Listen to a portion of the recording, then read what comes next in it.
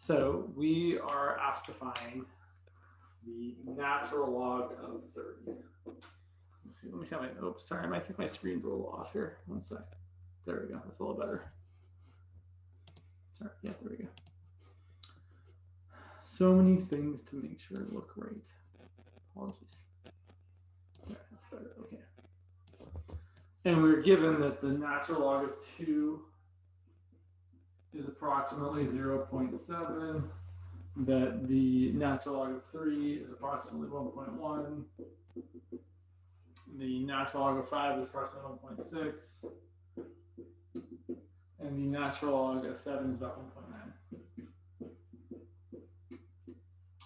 So if I'm going to try the natural log of 30, the idea here is to break up 30 or to factor 30 into pieces so that we can then use, and also the rules of the logarithms, to then use these pieces here. So I'm going to say the natural log of 30 is the natural log of 3 times 10, which is the natural log of 3 times 2 times 5. And then I can break that up into the natural log of 3 plus the natural log of 2 plus the natural log of 5, which is approximately, the natural log of 3 is about 1.1, natural log of 2 is about 0.7, natural log of 5 is about 1.6. I'm going to add those together, I get, let's see, 1.6 plus 0.7 is 2.3, plus 1.1 is 3.4.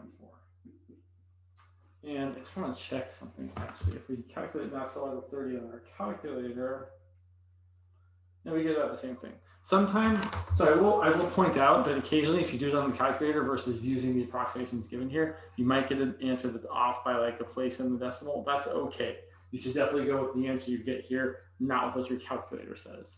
Right? I'm not asking you to plug in natural log of 30 to your calculator. I'm sure everyone could do that. I want you to be able to actually use the rules of logarithms to break apart this logarithm into many logarithms that we know how to calculate. So let's look at the next one, which is calculating the natural log of 5/16. You can probably put this on the same side of the board here. I feel like the lighting here. That's a little better. If there's ever issues with the lighting, please do let me know. But I want to, no, I guess we're all right. I can do that. That seems better. Okay. So the natural log of 5/16. So the idea here is that we want to write this as the natural log of 5 minus the natural log of 16. And then you can either break up 16 as 4 times 4, which is 2 times 2 times 2 times 2, or you can say, oh, that's the natural log of 5 minus 16 is 2 to the 4th. So it's minus the natural log of 2 to the 4th. And then we can bring that power down so that this is equal to the natural log of 5 minus 4 times the natural log of 2. And that's going to be approximately natural log of 5, which is 1.6, minus 4 times the natural log of 2, which is 0.7. So that's going to be about 1.6 minus 2.8, which is about negative 1.2.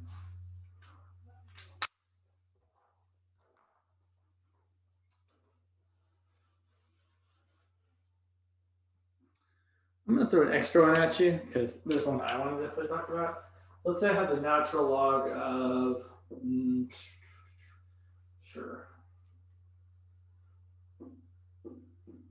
2/15, which would be the natural log of 2 minus the natural log of 15,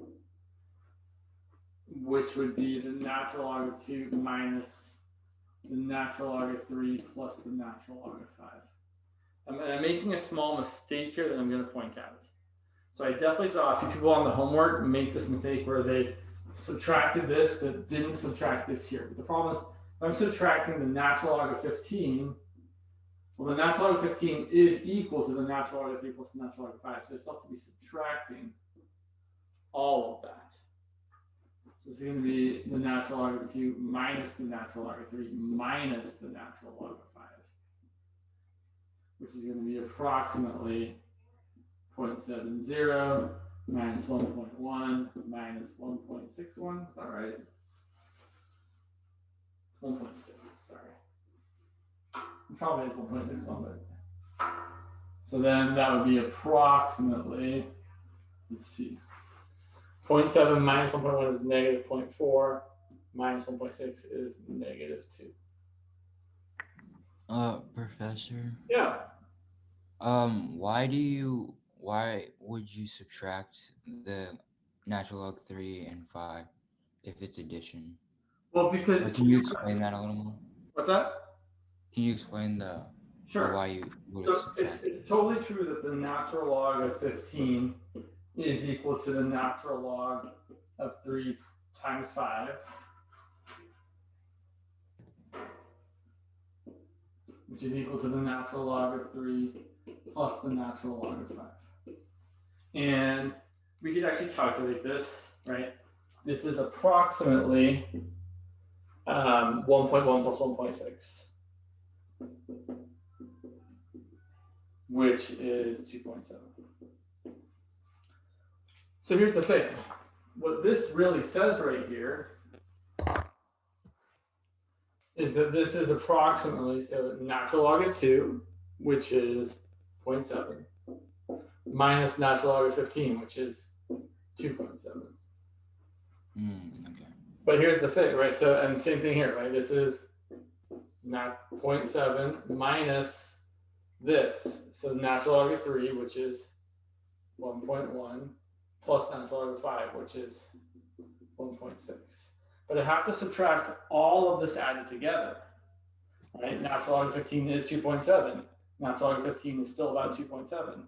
So if I want to, express each of these things individually, well, I have to distribute the minus sign here, right? So that I actually get the right thing. Otherwise, right, if I didn't, and I wrote the natural log of 2 minus the natural log of 3 plus the natural log of 5, it wouldn't be the same anymore, right? That would be about 0.7 minus 1.1 plus 1.6, which wouldn't be about negative 2. It would be about, I don't know, about 1.2. So if you put the ln or natural log of 3 and natural log of 5, you can add them together if you put them in parentheses. Yeah, and so yes, I mean, so the issue kind of is like, how do I say this the right way? So whenever we are subtracting something and we're breaking that up into more pieces, we kind of have to be extra careful. If I'm looking at, say, I don't know, the natural log of 3 over 10, for example, it's the natural log of 3 minus the natural log of 10. But the natural log of 10 is the natural log of 2 plus the natural log of 5. So I can say, oh, this is really the natural log of 3 minus the natural log of 10. The natural log of 10 is this. And so really I have to subtract both of those things. I know that the natural log of 10 is the natural log of 2 plus the natural log of 5. But then since it is minus the natural log of 10, I'm subtracting each of those things being added together. So really this becomes the natural log of 3 minus the natural log of 2 minus the natural log of 5. Oh, okay, thank you. You're welcome. Let's look at the last couple ones here.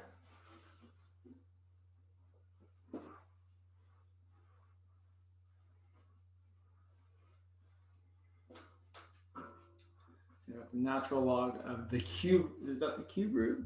Cube root of 15. So whenever you've got a root, you really want to rewrite it as a power.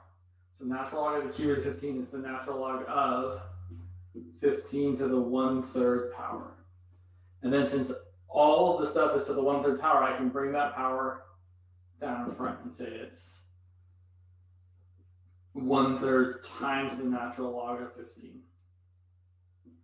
And then I can break up the natural log of 15 as the natural log of 5 plus the natural log of 3. Now I want to point something out. Just like here when I was doing minus the natural log of 15 and it was minus all of the natural log of 3 plus the natural log of 5.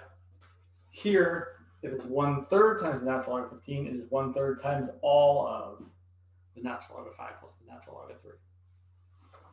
Right, I'm essentially saying, oh yeah, this is just this. Those are the same. So I'm still multiplying that by 1/3. All right, and then I'm going to approximate those. Natural log of 5 is 1.6 approximately. Natural log of 3 is 1.1. So you get 1/3 of approximately 2.7. And 2.7 divided by 3 is 0.9. Just like 27 divided by 3 is 9. Okay. And then the last one, oh yeah, the last one. The natural log of 7 times e squared. So I really want to point out a difference here. In this one, since the entire argument was raised to the 1/3 power, I can bring down that 1/3 power in front. Here, not everything is raised to the second power, right? I've got 7 to the first and e to the second.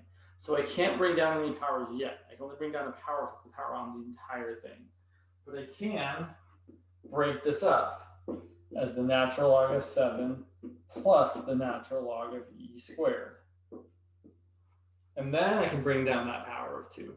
I can write this as the natural log of 7 plus 2 times the natural log of e. The natural log of 7 is about 1.9.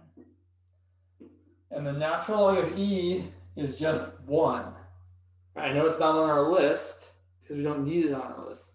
Right? This says e to what power equals e? Oh, e to the first power equals e. This is going to be about 3.9. And I do want to see your work on a problem like this. It's perfectly fine to check your answer with the calculator if you want to, but I really need to see the steps. Which is true for really, that's true for all of the tests. All right, I want to see the steps you took to get there. If I see just answers that aren't supported by work, I'm not going to be able to give you as much credit as I want to give you. So all of your answers, I really need to see the work behind those answers so I know that you understand what you're doing.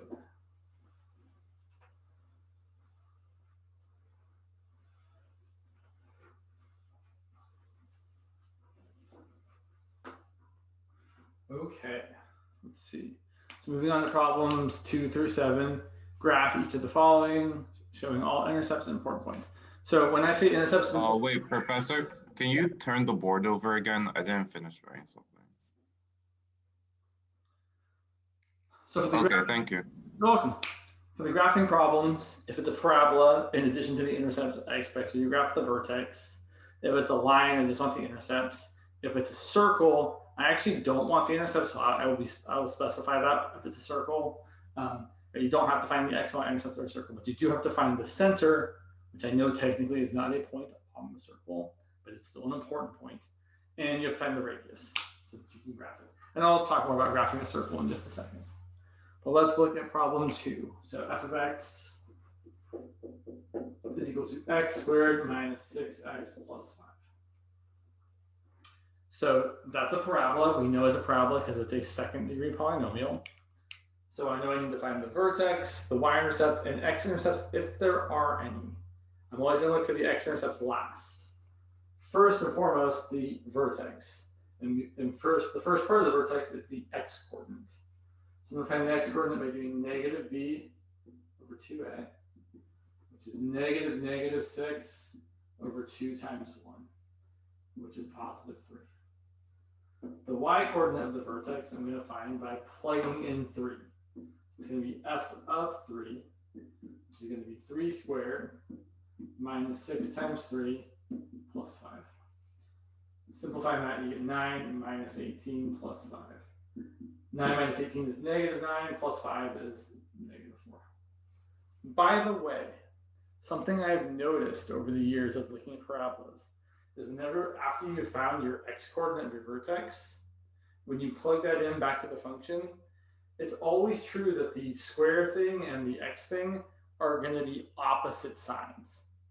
Always, always, always. So when I plug in 3 and I get 9 here, I know the next thing is going to be negative something. Always true. If it was a negative something here, I would get a positive something there. All right.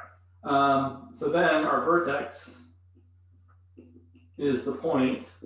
X is 3, y is negative 4. The y-intercept, if it's written in the kind of usual way where it's ax squared plus bx plus c, the y-intercept is just the constant value, 5 in this case, right? So you plug in 0 for x, you get 0 minus 0 plus 5. So the y-intercept is 0, 5. And then I personally think it's good to start graphing it before you even start asking yourself about x coordinates. So I'm going to graph this thing. I have a vertex at 3 in the x direction, negative 4 in the y direction. And you could either say, we know it opens upwards because I have a positive leading coefficient. So I'm definitely going to have x-intercepts because it opens upwards. Or you could say, well, I also have a y-intercept of 0, 5. And since the vertex is either the highest or the lowest point, well, it's not the highest point because that's higher, so it's got to be the lowest point, so it's got to open upwards. Either way, we have x-intercepts.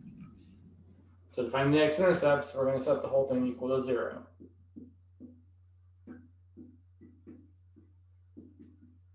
So I'm going to get 0 equal to x squared minus 6x plus 5.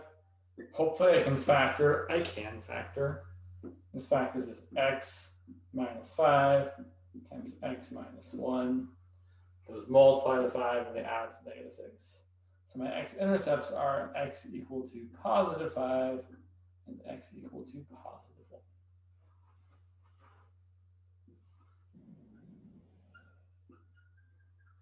And then we do our best to graph it.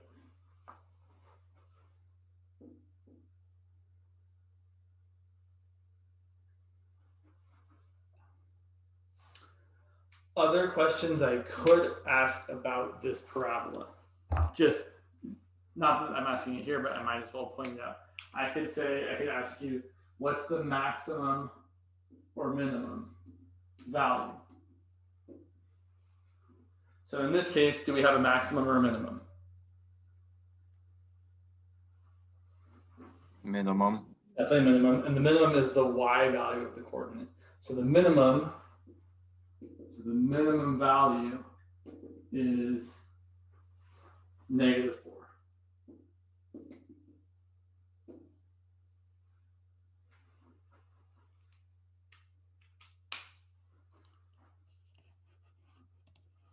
All right. Parabolas and circles are the ones that probably take the most work to actually graph. Let's look at the next one. Let's look at number 3. Sorry, number 3.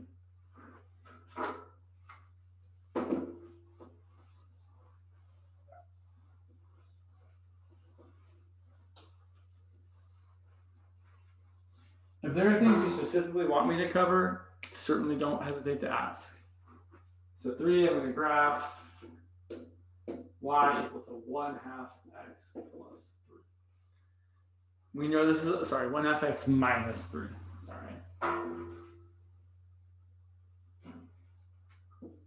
We know this is a straight line. How do you know the coordinate is the minimum of the max? Excellent question.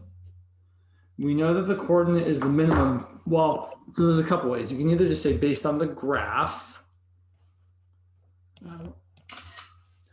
You can also, right, because if you look at the graph, that point is the lowest point on the graph. So that's how we know it's a minimum.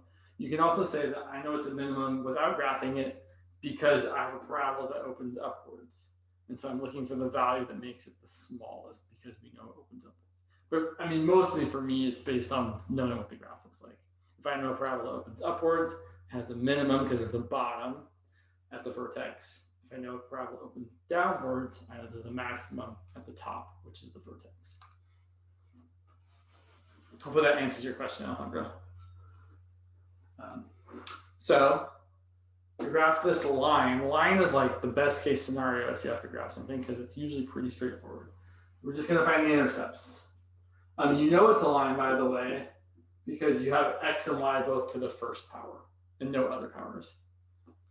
That's a good question, Jonathan. Is the X or Y value the minimum?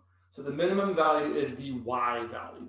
So if you're asking, right, because you're asking what the value of the function is. And the function is f of X or Y equal to some stuff with X's in it. So the minimum value is Y equal to -4.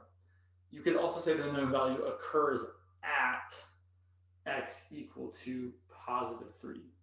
But those are different things, right? So if you're asking what the minimum value is, which is more likely the question I would ask, the answer is definitely Y equals -4. And if you do it, and what about the max? There is a maximum value here. So if it was a parabola opening downwards, then there would definitely be a maximum. But here, right, there is no maximum because the Y values just get larger and larger and larger without end.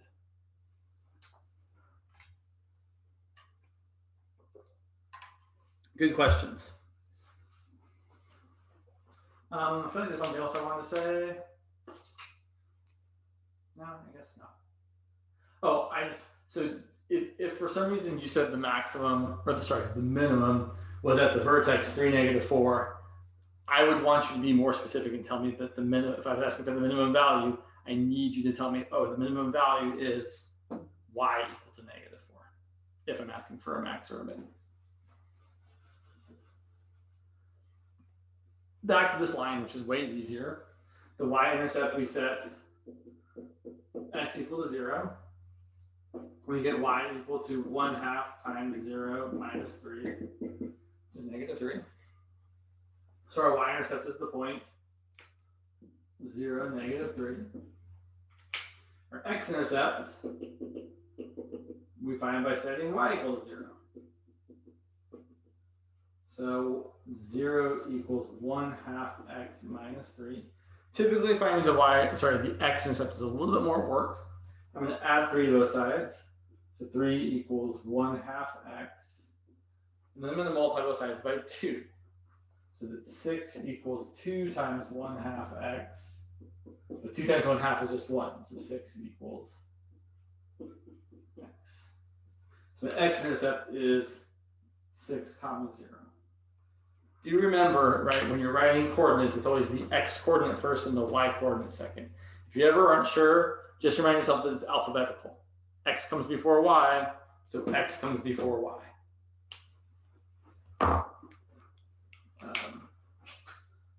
So graphing this is,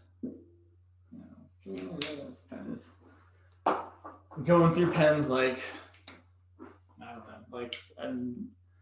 like an analogy I didn't have time to think of. So I know that X is 6, I know that Y is -3. And if it were me, I would actually just kind of try and graph it without plotting points. So I'm just gonna say, okay, -3, 6, that looks about right. And then I might label them.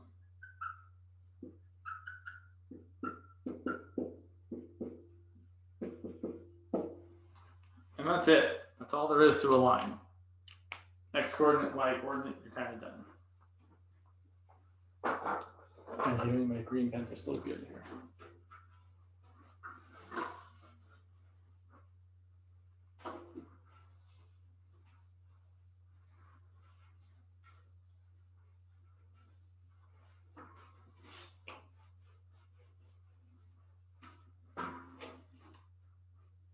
Sure. Let's look at x squared minus 2x plus 8. Again, we know it's a parabola. Again, we know it opens upwards because of the positive leading coefficient. So here, we're going to find the vertex. We're going to get -b over 2a for the x coordinate.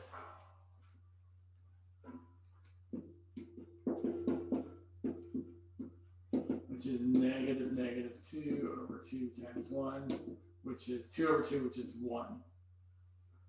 Y coordinate, we plug in 1 for x. We get 1 squared minus 2 times 1 plus 8, which is 1 minus 2 plus 8, which is -1 plus 8, which is 7. So the vertex here is the point 1, 7.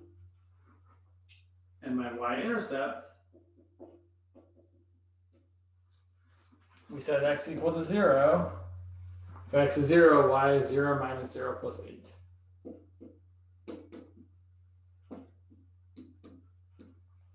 And so now if we start graphing this, what do we get? We get the point 1 comma 7. And that's our vertex. It's either the highest or the lowest point. We know it's the lowest because it opens upwards. We also know it's lowest because we have a y-intercept that's higher at 0, 8. So this parabola is going to do this kind of deal. We don't have any x-intercepts.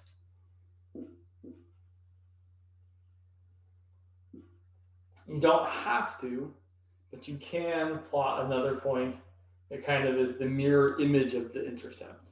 So just like, so I go 1 left and 1 up, I go 1 right and 1 up, and this point is 2 comma 9. Again, you don't have to have that point, you certainly can. If I asked what the minimum or the maximum value was for this one, we would again have a minimum value of y equal to 7, right? That is the smallest y value on the graph. Every other y value is higher. I wrote 2, 9 here because I wasn't thinking. That should be 2 comma 8. Sorry about that. Right, if you plug in 2, you do get 8, not 9. But 7 is the smallest y value. Every other y value is larger.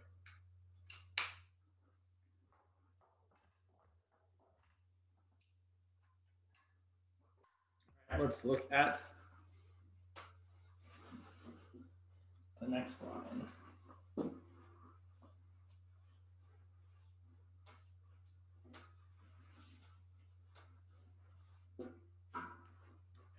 So I want to graph 2y plus 4x equals 8.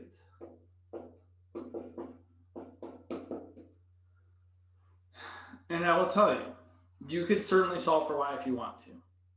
And in this one, it's really easy to, right? You can subtract the 4x, divide everything by 2, and there's no fractions. Even with it being that easy, there's no real reason to solve for y unless you really just want to. If I'm just graphing this, right? If no one's saying, what's the slope, right? You don't even know the slope to graph it, although you can. I want to graph it by finding the intercepts. So the y-intercept, I'm going to set x equal to 0. I'm going to get 2y plus 4 times 0 equals 8. So that's going to give me 2y equals 8, or y equals 4. In a similar way, I'm going to find the x-intercept. I'm going to find the x-intercept by saying y equals 0. So I get 2 times 0 plus 4 times x equals 8. So I get 4x equals 8, or x equals 8 divided by 4, which is 2. So there's my intercepts. Y is 4, x is 2. And I just kind of graph it thinking, okay, y is supposed to be bigger than x, so I'm going to do it like that.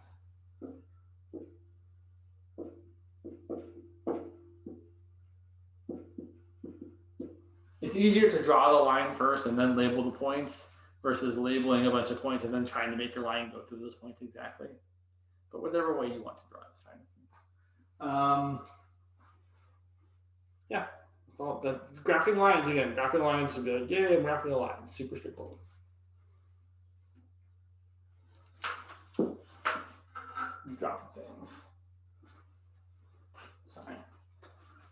Come back. All right, there we go. Sure. Let's go to the next one.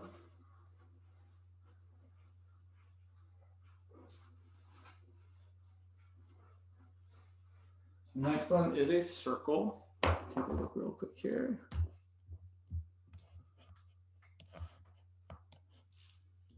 Let's see, sorry, it's x minus 5 squared plus y plus 2 squared equals 4.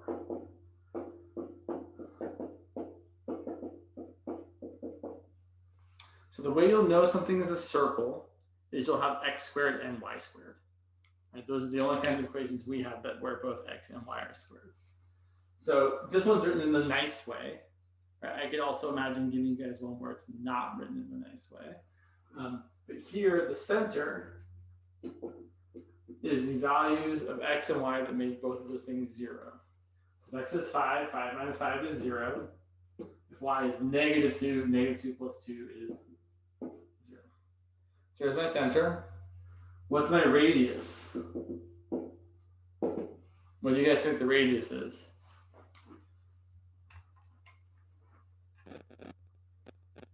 2. Yeah, exactly. Radius is the square root of 4, which is 2. So then to graph this, oh, this one is definitely, so this one is meant to be graphed carefully. I mean, they're all meant to be graphed carefully, but this one kind of has an extra dimension of carefulness we need to exhibit. So my center is over 5 and down 2. There's my center. And I know that since my radius is 2, I'm going to go 2 in each of the 4 directions. So I'm going to go 1, 2 to the right, 1, 2 down, 1, 2 to the left, and 1, 2 up. And 2 up exactly places me on the x-axis. Right, this is the point 5, negative 2, and I go up 2, I'm going to get to 5, 0. So here's my circle. And it should only touch the x-axis in one spot, even though I've kind of drawn it poorly. You don't have to label any of these points as long as you say what the center is over there. Some people like say, well, if this is 5, negative 2, then this is 7, negative 2, because I added 2 to the x-coordinate. And this is 3, negative 2, because I subtracted 2 from the x-coordinate. And this is 5, 0, because I added 2 to the y-coordinate. And this is 5, negative 4, because I subtracted 2 from the y-coordinate. You don't need to label any of those points, but I know some people will like to.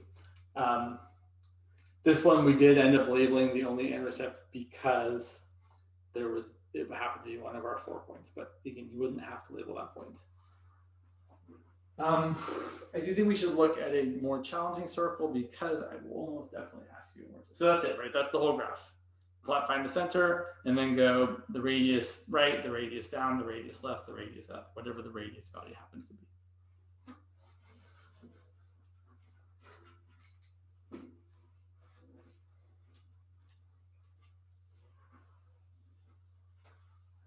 So let's look at another example. Let's look at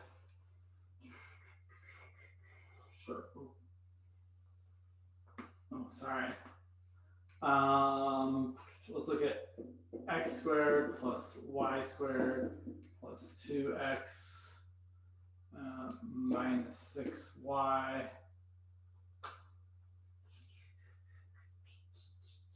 Sorry. 6. Seems good. Yeah, it seems good. So this is the less nice way of writing the equation of a circle.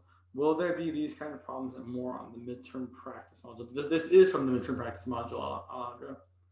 So yes, these are on there. There's also an actual practice midterm that you've given previously on there. So yes, there's definitely practice stuff there. And it should be, I believe it's available. Now I should double check and make sure it's published. I definitely made that mistake before of not publishing a thing I thought was published.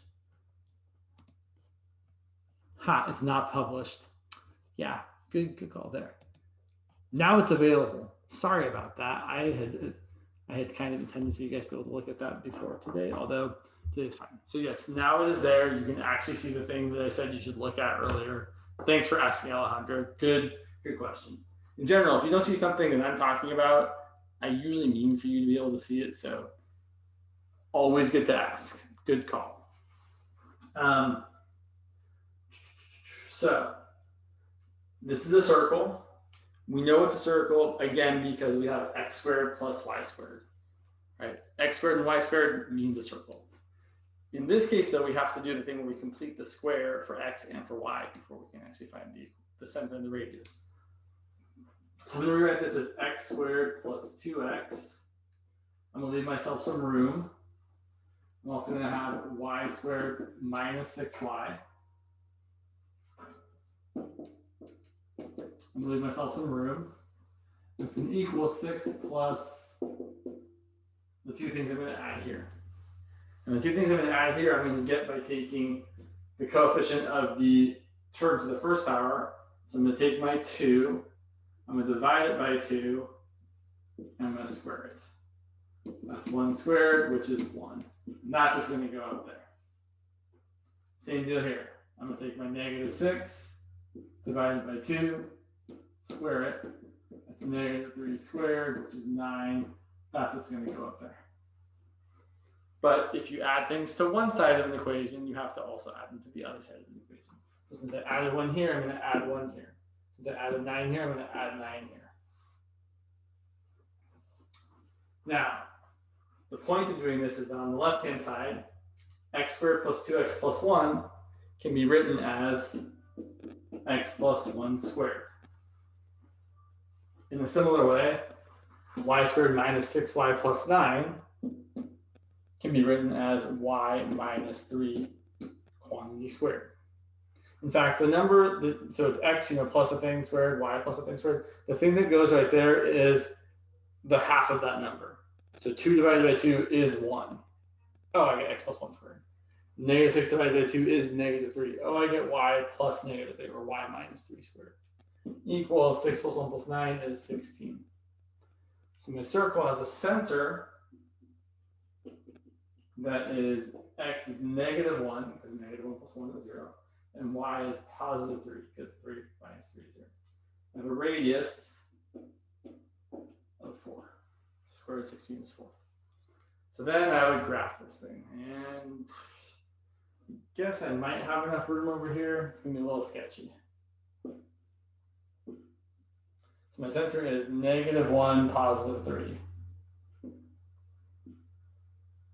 And then I have to be able to go 4 in each of the directions. I have to be able to go 1, 2, 3, 4 up to -1, 7. Even though, again, you don't have to label these other 4 points. And you're able to go 4 to the right. So 1, 2, 3, 4. 2, 3, 3, right? And then you go 4 down, 1, 2, 3, 4. To -1, -1. And finally 4 to the left to -5, 3.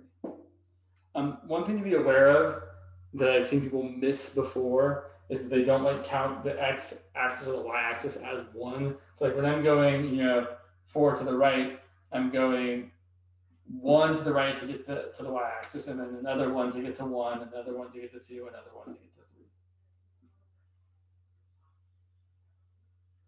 And we try to draw the best circle we can. Some people are better at drawing circles than other people. And even if you really want to, you could use a compass on your test. I don't think you need to use a compass as long as you can draw something vaguely circle-like. That is fine. Do not worry about finding any of these intercepts. Yeah, I kind of drew my circle. My circle could be a little bit better.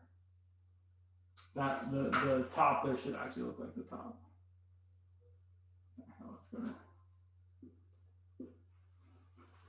Okay, let us look at the last problem, 5x minus x squared. The last graphing problem.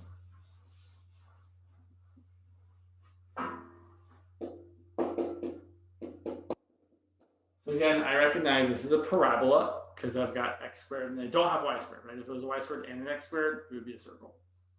So here, I'm actually going to rewrite it. I would rather write it as -x squared plus 5x. I usually prefer to write my polynomials with the highest powers first and the lower powers later. So again, parabola, we're finding the usual things. We're finding the vertex, we're finding the y-intercept, we're finding the x-intercepts if there are any. So the vertex. The x-coordinate is -b over 2a, which is -5 over 2 times -1, which is +5/2. The y-coordinate. Okay, we need to be especially careful here because I've seen people kind of not get this right before. So we got -5/2 squared. Be careful. It's not -5/2 quantity squared, which would be +25/4. It is -5/2 squared. So 5/2 squared is 25/4, and then it's the negative of that. Plus 5 times 5/2. So I'm getting -25/4 plus 5/1 times 5 over 2 is 25 over 2. You need a common denominator. This is negative 25 fourths plus 25 over 2 times 2 over 2 is 50 over 4. And then negative 25 fourths plus 50 fourths is positive 25 fourths. All right, let's find the y-intercept. Set x equals to 0. You're going to get y equal to 5 times 0 minus 0 squared. Or I guess I could plug it in here, get minus 0 squared plus 5 times 0. Either way, it's 0. And if your y-intercept is 0, you know you have x-intercepts because your y-intercept is an x-intercept. So we don't even have to bother with graphing things first and see if we have an x-intercept. We know we have them. So x-intercepts, we're going to set y equal to 0. So 0 equals negative x squared plus 5x. So this is when we have to be extra careful. Kind of extra careful. Like you don't actually have to work as hard here because this one factors super easily. So unlike the previous ones, you're not looking for things that like multiply to 6 and add to negative 5. Here, there isn't a constant term, which means you can just factor out the x from each of these. So I'm going to factor out an x. I'm left with a negative x plus 5. So either x can be 0 or x can be positive 5. Right? Negative x plus 5 equal to 0. If I add x over here, it means 5 equals x. So those are my x-intercepts, 0 and 5. Also, we know that our vertex should be in the middle of our x-intercept. So our vertex being positive 5 halves also helps tell us that, oh yeah, if our vertex is right here at positive 5 halves, comma 25 fourths, which should be maybe a little bit higher than that. 25 fourths is close to 6. Right? If I'm here at 1, 2 and a half, that doesn't look exactly right.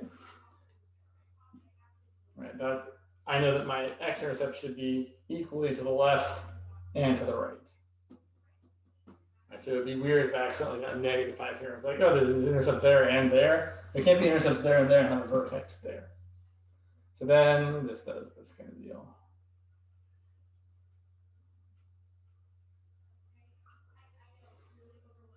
And that's it. Also, this one would have a maximum value of the y-coordinate of the vertex, which is 25 fourths. Right, because this point is 5 halves, comma 25 fourths. Okay. So that's all the graphing stuff. I mean, graphing, the only graphing things I'm going to ask you about are graphing those kinds of things. Lines, parabolas, and circles.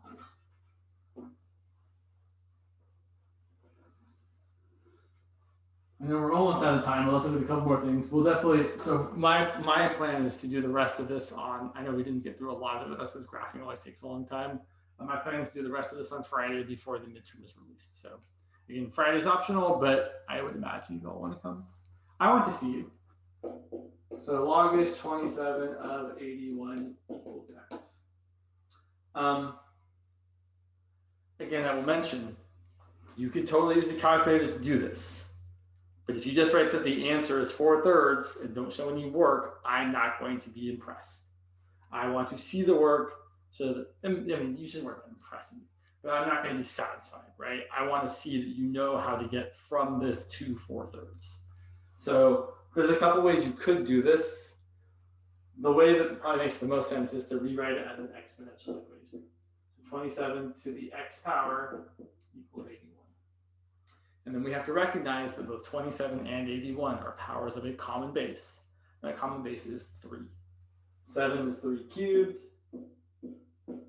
81 is 3 to the 4th. And then a power to a power, we can multiply the powers.